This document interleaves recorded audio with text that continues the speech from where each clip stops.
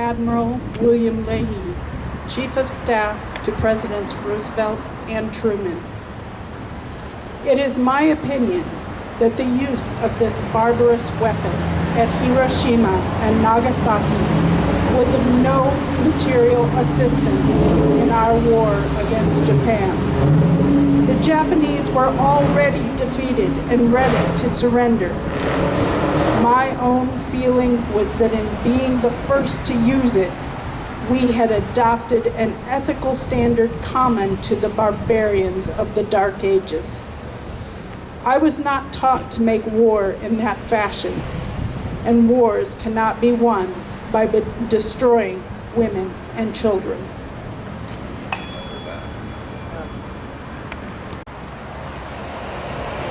Hiroshima, a children's commemoration. It was late in Pennsylvania, and I was too. The friendly sun had set until tomorrow. Had I been there, a monster sun might have eaten my eyes. From the bomb bay of the Enola Gay, B-29 Super Fortress number 82, named for the pilot's mother, little boy fell.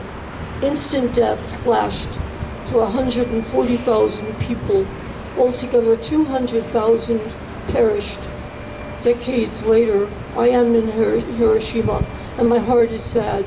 Rain, no longer black and blistering, falls in gray and stoic lines. In the Peace Museum, a mangled Japanese boy's tricycle reminds me of the one I loved at home. Painted orange, it had a noisy silver bell. In the Peace Park, bouquets of origami cranes wreathed Sadako Sasaki's memorial. She died of leukemia when we both were 12. Children learned Sadako's story. In her memory, fold 1,000 paper cranes for healing. Their hands ring the world with small, bright wings of hope. Sasaki was almost 2 when the bomb exploded a mile from her home, hurling her from the breakfast table across the room.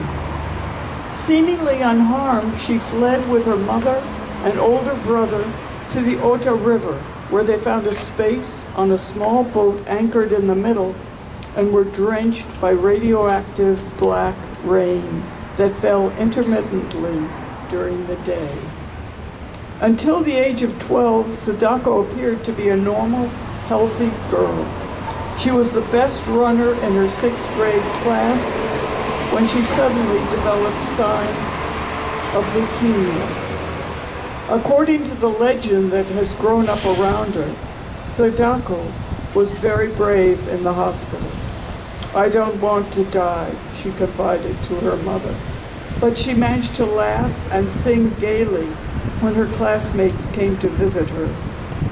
Secretly, she kept a chart of her white blood count under her mattress, and she folded paper cranes. There is an old belief in Japan that a crane can live for 1,000 years. If you fold 1,000 paper cranes, they will protect you from illness. But Sadako did not have the strength to reach 1,000. On October 25th, 1955, when she had made only 964 cranes, she died. Her friends added the missing cranes and placed them in her coffin. And then Sadako's class started a crusade to build a monument to her, which would honor all the children who had suffered from the bomb. It became a national school campaign. It is a powerful memorial. On the top of an oval granite pedestal, which symbolizes Mount Hora, the fabled mountain of paradise, stands a young girl holding a crane in her outstretched arms. Inside the pedestal is a space for the colored paper cranes that children and adults send from all over Japan. At the base are the words, "This is our cry. This is our prayer. Peace in the world.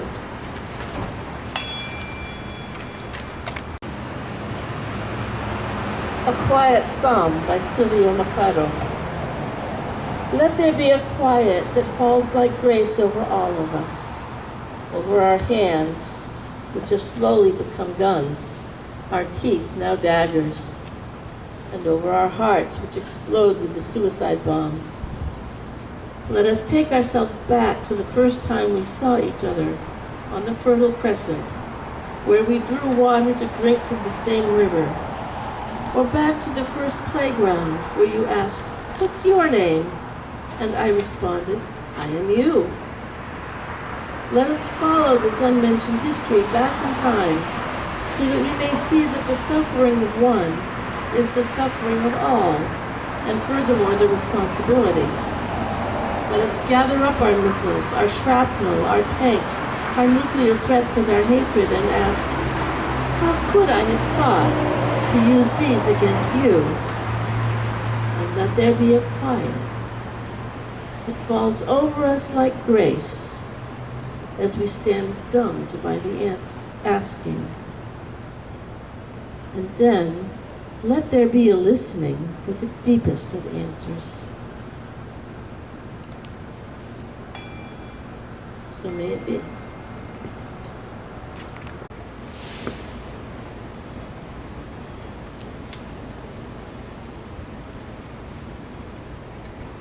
As we bring this remembrance to a close, let us pause once more in silence for the hundreds of thousands of lives forever changed in Hiroshima and Nagasaki.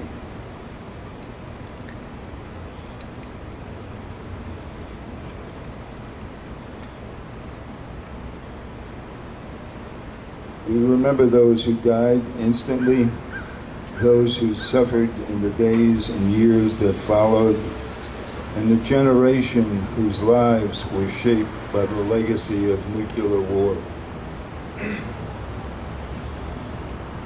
As members of Veterans for Peace, we understand that remembering is not about dwelling in the past. It's about accepting responsibility that memory places upon us. The greatest tribute we can offer those who suffered is to work so that no city, no people, no generation ever experiences such devastation again.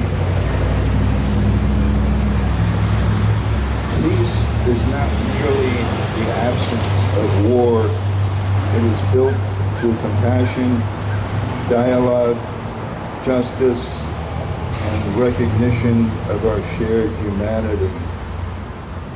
Every act of understanding, every refusal to dehumanize another person, every effort to resolve conflict without violence becomes part of the foundation of a more peaceful world. Today, we have heard the names, the poems, the songs, and the reflections. Together, they remind us that behind every number was a human being, a child, a parent, a grandparent, a friend, with hopes, dreams, and a life that mattered. May we leave this place carrying not only sorrow, but also determination. Let us honor the dead by protecting the living. Let us choose courage over fear, cooperation over conflict, and hope over despair. Thank all of you for your presence, your remembrance, and your commitment to peace. May we go from here resolved to be, in whatever ways we can, builders of a world where the tragedy of Hiroshima and Nagasaki is never repeated. Thank you. That the United United States did are hard to fathom. An incredible amount of suffering and death. And I just learned that not far from here, in the Savannah River plant in South Carolina, they're preparing 50 plutonium pits each year, starting soon. And when I first heard that, I thought they were going to dispose of plutonium in pits. There is no safe way to dispose of them, but that's not what they're going to do. Plutonium pit is the core of a nuclear bomb. 50 every year in South Carolina, and another 20 or so out at Los Alamos every year. So we have work to do. Thank you.